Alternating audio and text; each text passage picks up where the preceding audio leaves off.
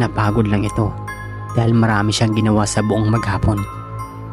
Tumango na lang ako at nagpatuloy sa pagkain.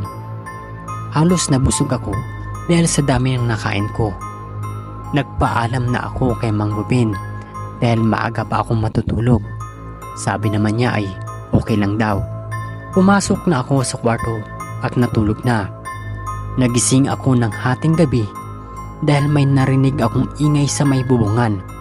Bumangon na rin ako para magbanyo. Lalabas na sana ako nang biglang may humampas sa ulunan ko. Nawalan ako ng malay at natumba. Pagkagising ko ay nakatali na ako sa labas ng bahay, napapalibutan ng mga bisitang nakakasalamuha ko kanina. Lumapit sa akin si Mang Ruben at nagsalita. "Pasensya ka na anak kung hindi ko